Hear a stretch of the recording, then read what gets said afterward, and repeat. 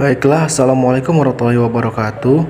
Perkenalkan, nama saya Ahmad Farzi Anwar dengan NPM 21710200045 dari Prodi Sistem Informasi, tugas Rekayasa Perangkat Lunak.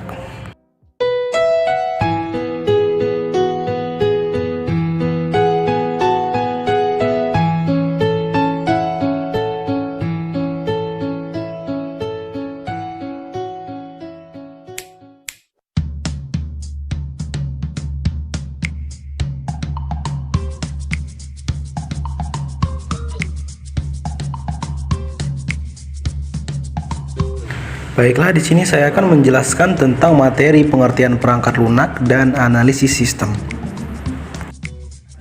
Yang pertama yaitu pengertian perangkat lunak. Software atau perangkat lunak merupakan program-program komputer yang berguna untuk menjalankan suatu pekerjaan sesuai dengan apa yang dikehendaki. Perkembangan perangkat lunak atau software sudah dimulai bahkan sejak terciptanya komputer elektronik. Perangkat lunak pertama kali digagas pada pertengahan tahun 1800-an oleh Charles Babbage. Dan dalam perkembangannya, perangkat lunak terbagi ke dalam 4 era, yaitu yang pertama era pemula, yang kedua era stabil, yang ketiga era mikro, dan yang keempat era modern. Dan selanjutnya B, macam-macam perangkat lunak. Yang pertama, perangkat lunak berbayar, software yang mengharuskan penggunanya untuk membayar dengan harga tertentu untuk bisa menggunakan perangkat lunak tersebut. Dan seterusnya ada freeware. Perangkat lunak ini gratis dan dapat digunakan tanpa batas waktu tertentu.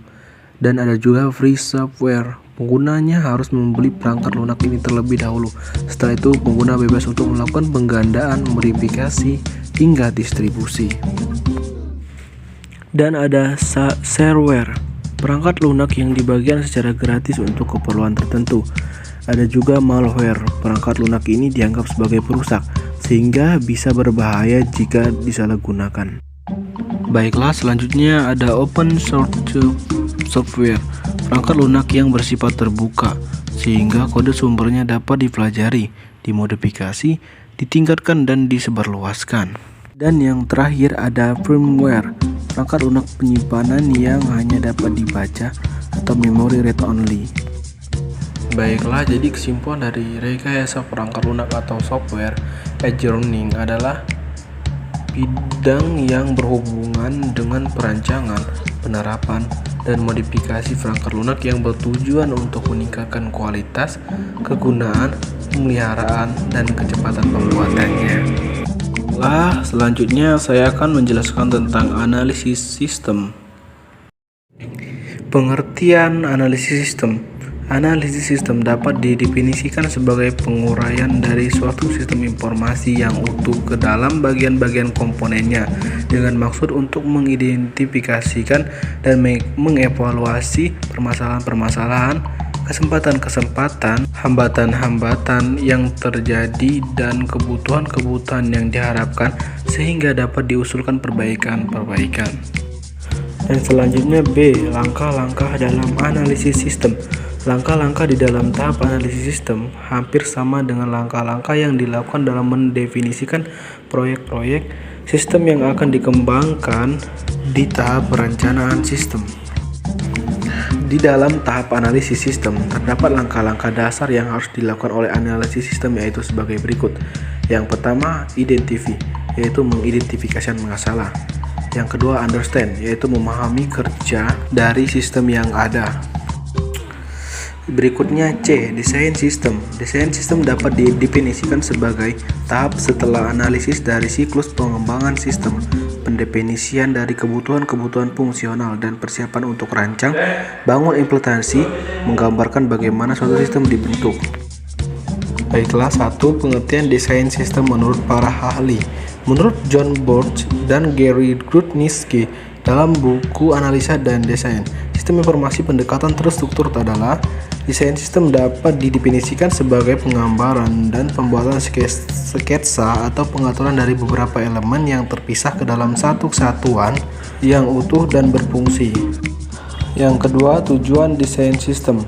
Tahap desain sistem mempunyai dua maksud atau tujuan utama. yaitu sebagai berikut. Untuk memenuhi kebutuhan kepada pemakai sistem dan untuk memberikan gambaran yang jelas dan rancang bangun yang lengkap kepada pemrogram komputer dan ahli-ahli teknik lainnya yang terlibat. Yang ketiga, langkah-langkah dalam desain sistem.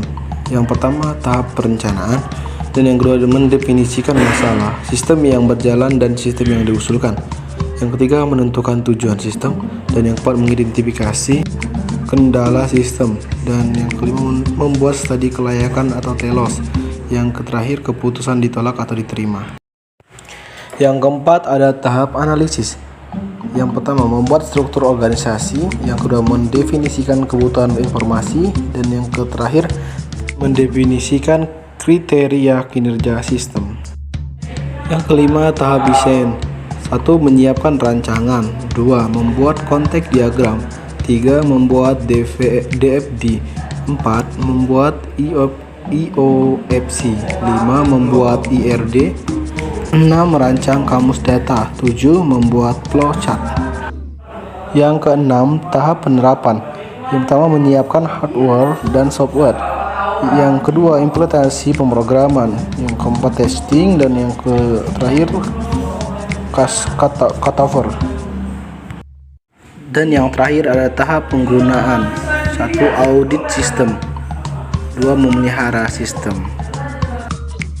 Baiklah, terima kasih. Mungkin hanya itu saja yang bisa saya sampaikan tentang materi perangkat lunak dan analisis sistem.